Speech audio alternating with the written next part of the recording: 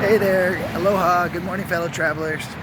It's just Jeremiah. I'm here in my hometown right now of Honolulu. So basically, I just got a message from the owner of that bar I started last night at, and I guess the girl that I trained with, she didn't feel like I was a good fit. So, no worries, no skin off my back. Due to my ADHD, I usually suffer from what's called rejection sensitivity. But I feel like I'm in such a good place mentally and emotionally and physically right now that it's no worries. I've also learned over training myself recently to not take rejection so personally. You know, I've got in my head an idea why I wasn't such a good fit, and it has to do with probably more just like my high energy and the fact that, yeah, I am me. And so the fact that I chose to be me instead of hiding it is great, because they would have figured out I'm me at some point. And whatever. I know through lots of experience that there's places that embrace who I am and how I am. And I do realize that with how well I did last night for the bartending aspect, that it really had nothing to do with my work performance. You know, there might be some other factors, but I'd prefer to just imagine that it's because my high energy levels probably wouldn't have mixed with what the staff was looking for a new team member. So I'll think down that line, because it's better to think positively than to like jump to the worst conclusion. So yeah, I'm a little bit like, oh, but then I'm over it. Like I said, I still have to reach out to Pesca. This gives me more reason to do that now, and I will, but I'm about to consolidate the last of my possessions that I have access to, and that's just my laundry stuff and my tie and my duffel bag on wheels that I left at Joel's house. So yeah, I'm headed to Joel's house, and I'm soaking my whites in a bunch of OxyClean white refresh powder. So basically, I'm going to soak that in like a bunch of boiling water for like 5 hours, and then throw it in the washing machine and the dryer with all the awesome detergents I have. And then I'm going to dry it, and I'm going to have some crisp, clean whites. I'll iron them up for work and look great going into Sky today, and not have to stress as much if I get a stain, or if I get if I soil my shirts, because now I've got like 6 shirts and the capacity to take the stains out. So yeah, I'm pretty much set. My room is nice. I have my bed all but made. Everything's clean and organized, and just like my life and my psych. And I have nothing to complain about. So that leaves me with a shift off tomorrow night, which, who knows, I might have to jump back to the job hunt again. I think that my next step would be, if I don't pursue Pesca, or if they don't want me at Pesca because of my lapse and not responding after getting hired, I think I'm going to push towards Morton's Steakhouse, and honestly, Roy's Waikiki, like the actual Roy's, and not like Eating House by Roy Yamaguchi. I left on a good note at the Eating House, and I did an exemplary job there, and they know it, and even the people that weren't so much fans of me were like, sad to see me go. And yeah, so I would be able to jump in there again as a server's assistant, but the money at the Roy's Concepts is like, and so I can be a server's assistant there, hopefully jump to serving at Sky Waikiki in the next week or two. And then, yeah, because they wanted me to start serving, they said, in March, because of the coming brunches that they'll do. And yeah, I've got a plan. I've always got a plan. I've always got an itinerary. I'm staying sober still, not a drop of alcohol, not even taste testing last night to see what the drink tastes like. No weed, it's been offered to me. Nope. So, yeah, you're watching a vlog about a guy looking for better jobs. I said, this is just a transition. So yeah, if you want to tune out for a little bit and come back, that's cool. If you just want to quit my channel, that's cool. If you love it anyways, that's awesome. I mean, again, at this point, I'm not even like trying to get this monetized. It's not like I need it. I would love to get this monetized and have more income flowing in so that way I could, you know, buy the things to make this better. But my main goal is to have a positive influence on the world, to show that to show that less is more, to share my trials and my tribulations and my successes and my triumphs, and share my my thoughts, feelings, emotional states openly in a way that maybe makes others feel comfortable to do the same. You know, I'd like to talk about mental health and, you know, and the stigmas involved, and, you know, let men feel like they can still be manly while talking about their feelings. I feel like such things can help spread awareness in the world and spread that ripple I've talked about before. And I'm very passionate about that. So that's the main reason I have this YouTube and what I want to achieve with it.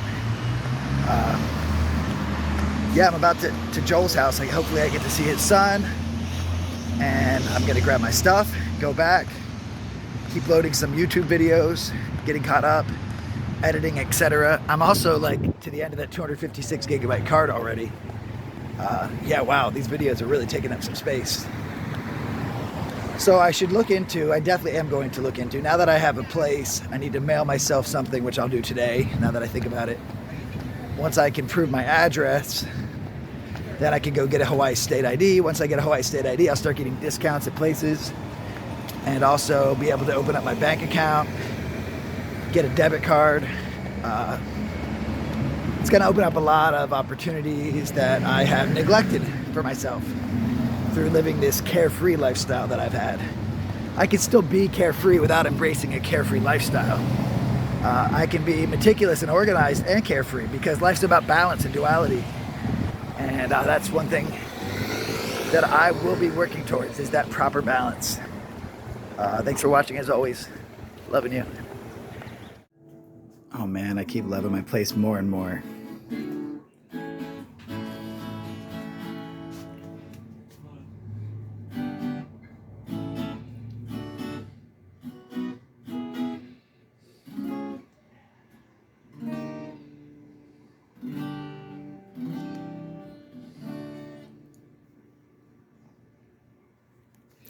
He's really good, and his voice is awesome, and he's so humble. David, the owner, the head leaser of this, is moving to Portland in 2 weeks, and it's just going to be Carl and I. And Carl and I have a good, dichotomy going. You know, I'm very loud, outspoken, boisterous. I talk too much.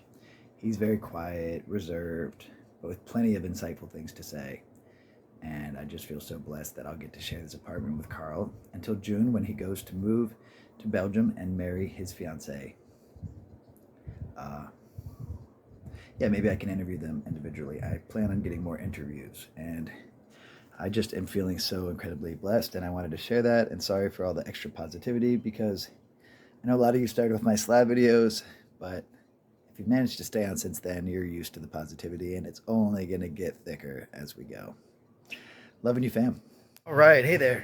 Leaving my apartment, headed down to the bus. It's 14 minutes away. It'll be like a 36-minute total trip, like 20 minutes on the bus and like 16 minutes of walking. Hiccup.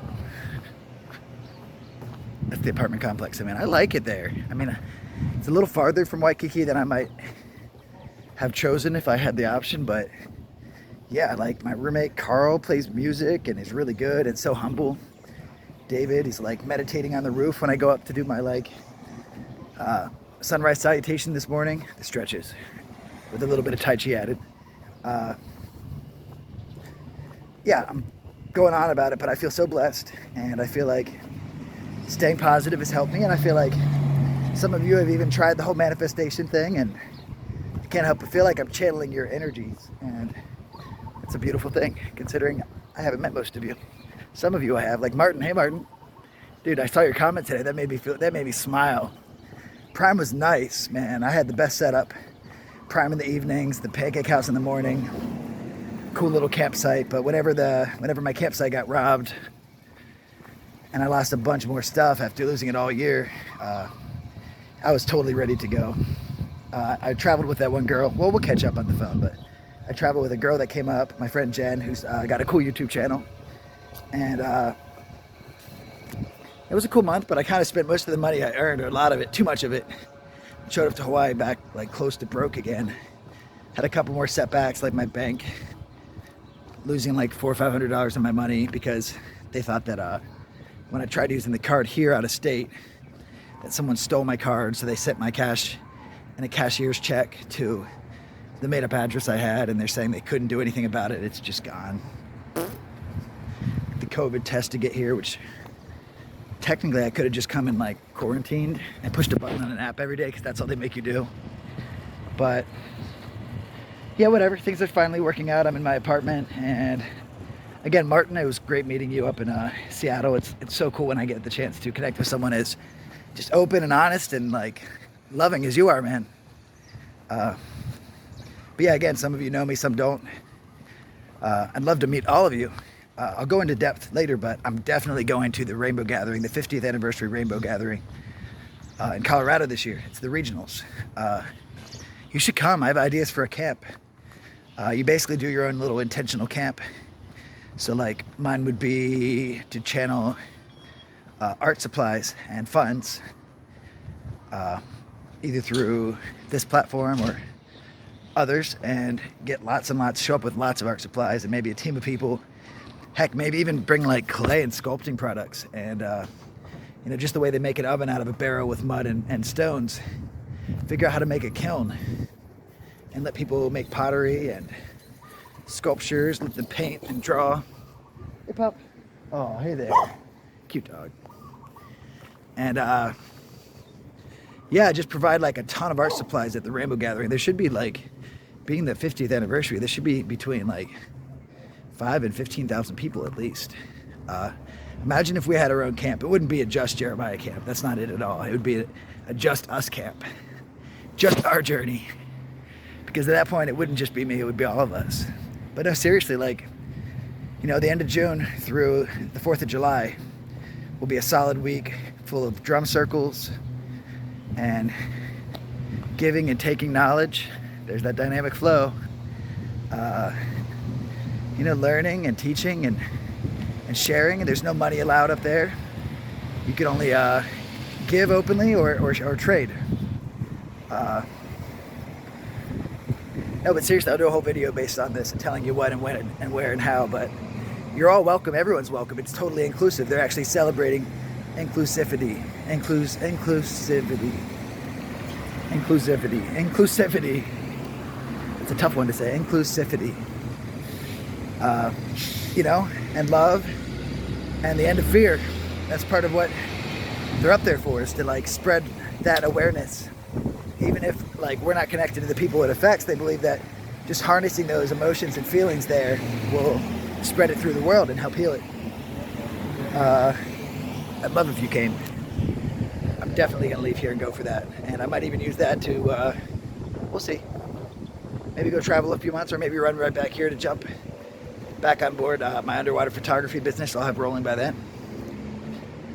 Ooh, it's crazy seeing like so much good energy flowing into my channel. Like again, there's people that are like, oh, this is stupid, you have a job and you're shaving and like stuff like that, but I still see their comments, they're still watching, and it gives me an opportunity to maybe change their perceptions.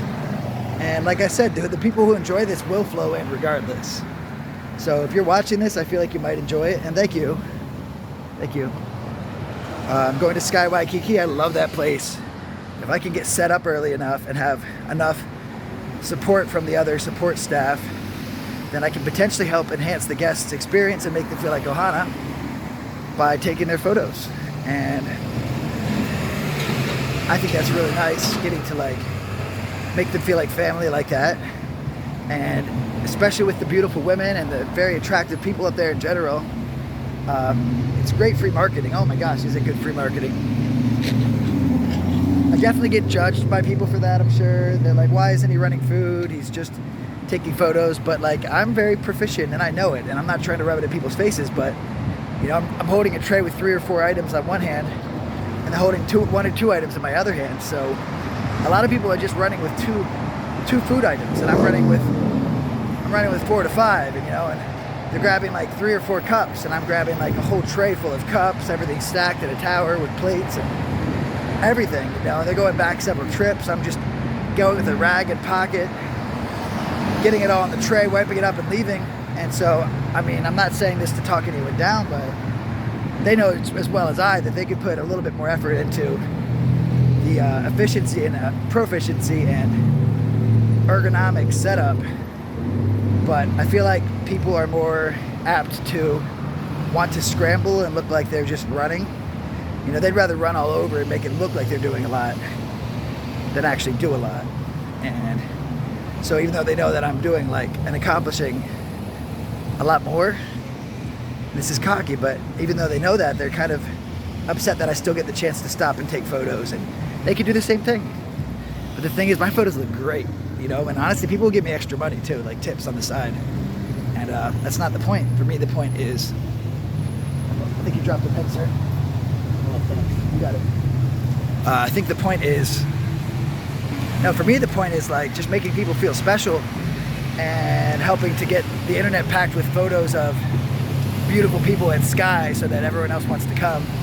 So that way we get more guests and we can make more money.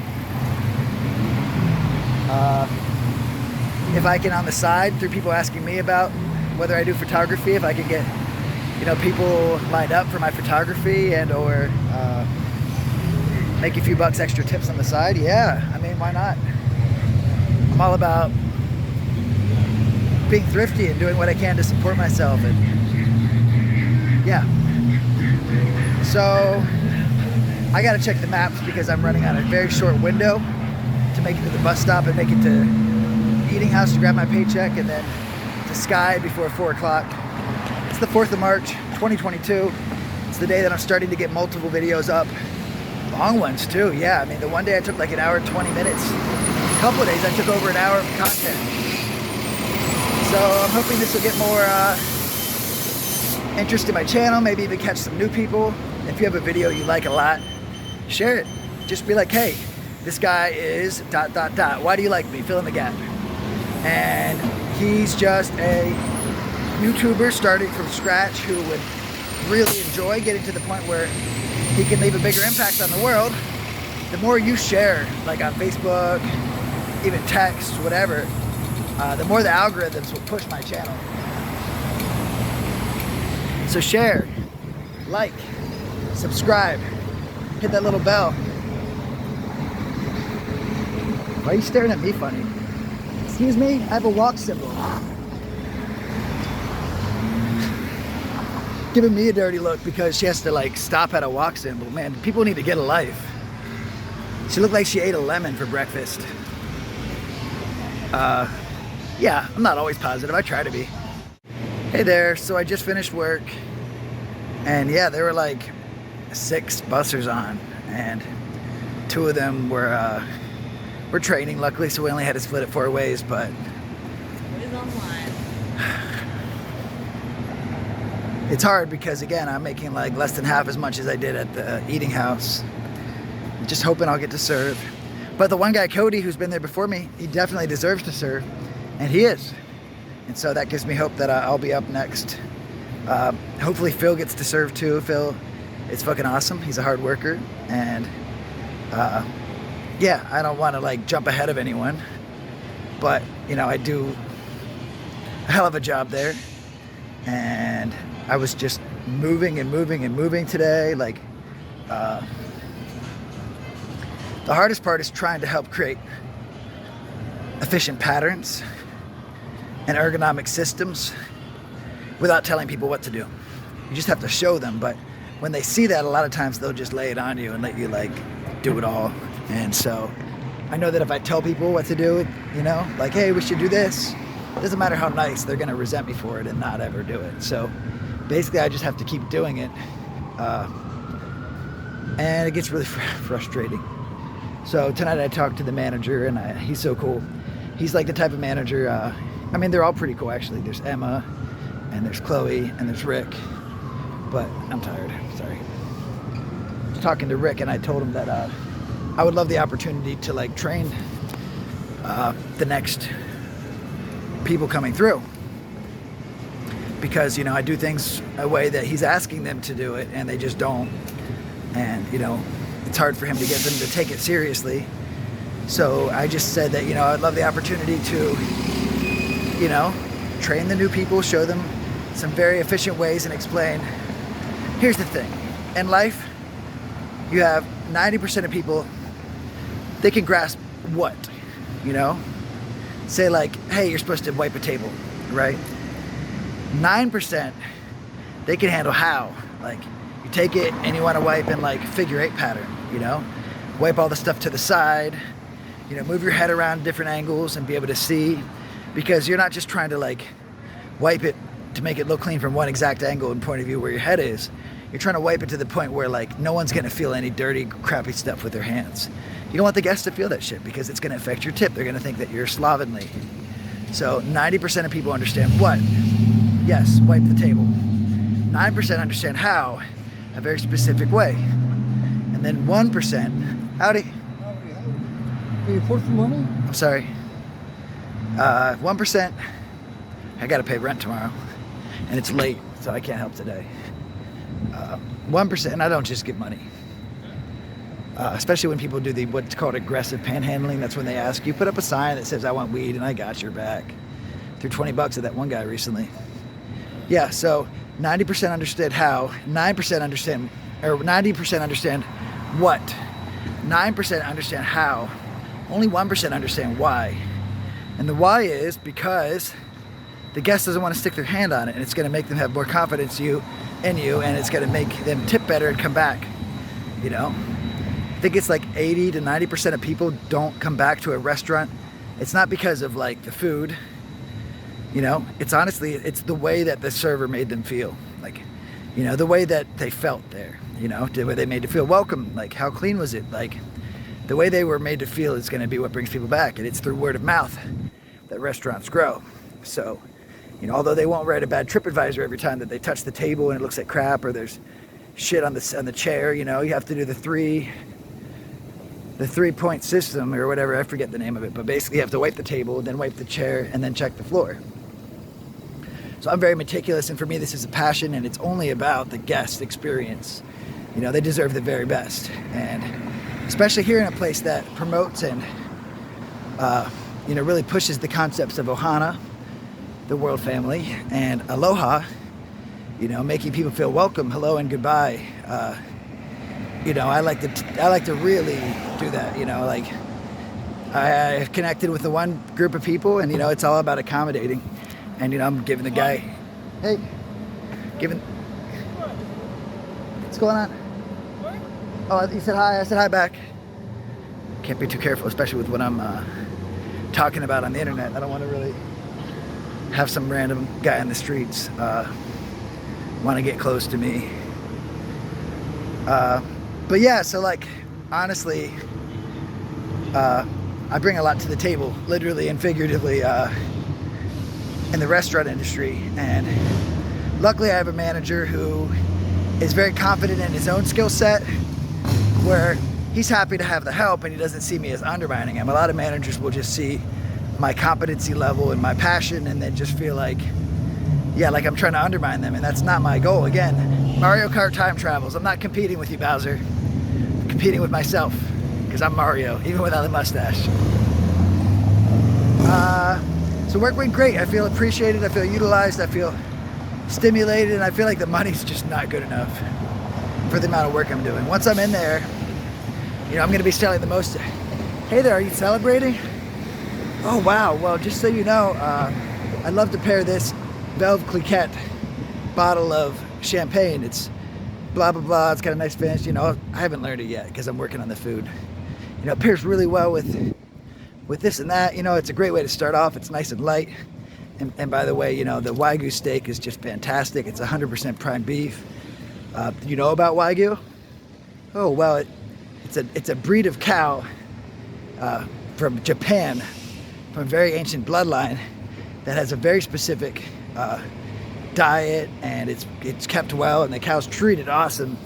So it has this intermuscular fat. It has veins of spiderweb thin veins of fat that's evenly distributed throughout, and it is just something fantastic. It goes great with a lobster tail on the side. You know, I'm just making that shit up because I really haven't studied in depth there as far as which one it is, but you know, it's a $50 steak, so get them to get the steak, add like a $25 lobster tail, pair it with a nice $20 glass of wine, and get them to start with champagne and like a $50 sashimi platter.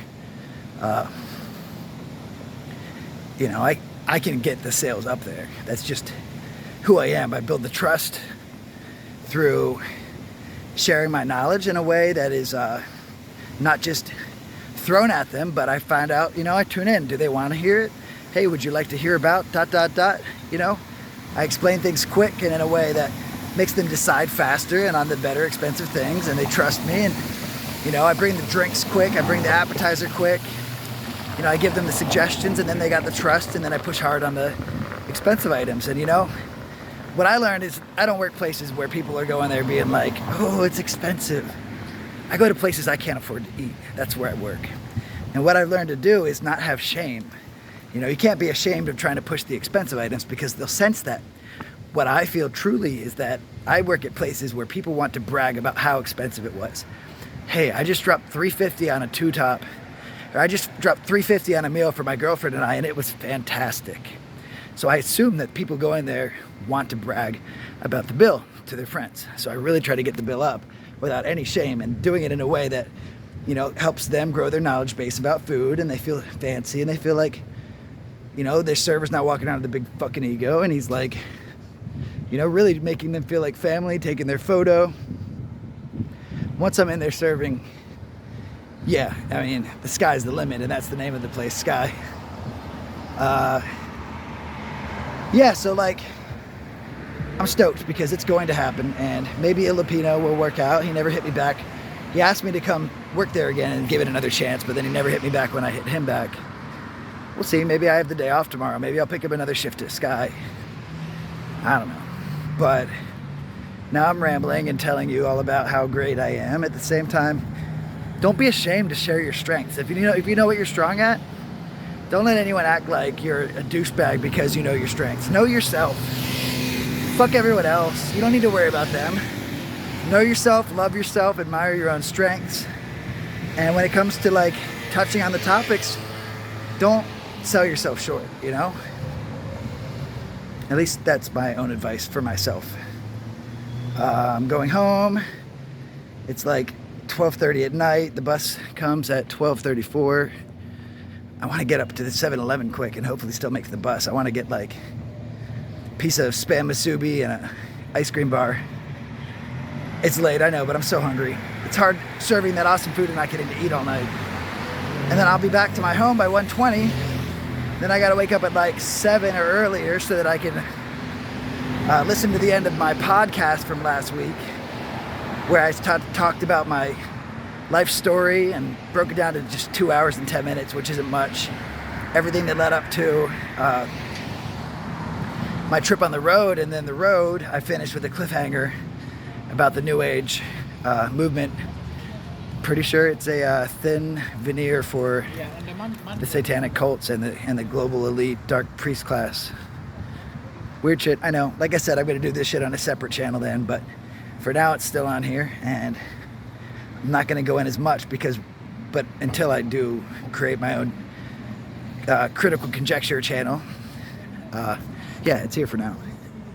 And so that's tomorrow morning, part 2. It's going to go really dark and deep. I hope you watch it.